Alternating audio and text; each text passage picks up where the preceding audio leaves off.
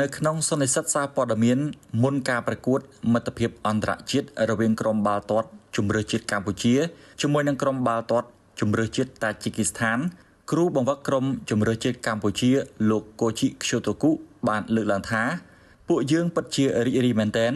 ដែលបានប្រកួតជាមួយនឹងក្រុមដែលកំពុងតែនឹងរីកចម្រើនដោយតាជីគីស្ថានក្រុមជម្រើសជាតិតាជីគីស្ថានគឺជាក្រុមខ្លាំងដោយដែលអ្នកទាំងអស់គ្នាបានដឹងកម្រិតគេខ្ពស់ហើយកីឡាកររបស់គេក៏មានគុណភាពទៀតសម្រាប់ការប្រមូលផ្ដុំលើកនេះយើងប្រើប្រាស់កីឡាករក្មេងៗច្រើនដោយសារតែបញ្ចប់រដូវកាលកីឡាករមួយចំនួនបន្សល់នៅភាពនឿយហត់និងជួបបញ្ហារបួសមិនអាចចូលរួមក្រុមបានយើងបានបាត់បង់កីឡាករសំខាន់ផងដែរប៉ុន្តែយើងនឹងព្យាយាមលេងឲ្យបានល្អអ្វីដែលយើងរំពឹងនៅក្នុងការប្រកួតនេះគឺការលេងដ៏ល្អរបស់ក្រុមយើងហើយសង្ឃឹមថាអ្នកគាំទ្រ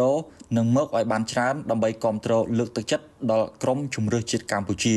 សូមបញ្ជាក់ថាក្នុងចំណោមកីឡាករទាំង23រូបដែលត្រូវបានលោកកូជីខ្យូតូគូកោះហៅសម្រាប់ការប្រកួតមិត្តភាពអន្តរជាតិនេះមានកីឡាករចូលសញ្ជាតិតែម្នាក់ប៉ុណ្ណោះស្របពេលដែលកីឡាករចូលសញ្ជាតិមួយចំនួនមានភាពនឿយហត់ក្រោយពីបញ្ចប់រដូវកាលនៃលីកអាជីពដើម្បីទុកពេលវេលាឲ្យពួកគេសម្រាកនៅប្រទេសកំណើតហើយកីឡាករខ្លះទៀតក៏ជួបបញ្ហារបួសផងដែរគួរបញ្ជាក់ផងដែរថាក្រុមបាល់ទាត់ជម្រើសជាតិកម្ពុជាបច្ចុប្បន្ននេះកំពុងតែឈរនៅចំណាត់ថ្នាក់ទី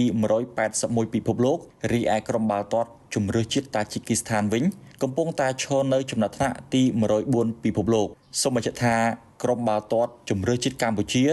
នឹងត្រូវទទួលស្វាគមន៍ក្រុមបាល់ទាត់ជម្រើសជាតិតាជីគីស្ថានដែលជាការប្រកួតមិត្តភាពអន្តរជាតិនៅថ្ងៃទី5មិថុនានេះនាពហុកីឡដ្ឋានជាតិអូឡ িম্প ិកចាប់ពីម៉ោង7យប់តទៅ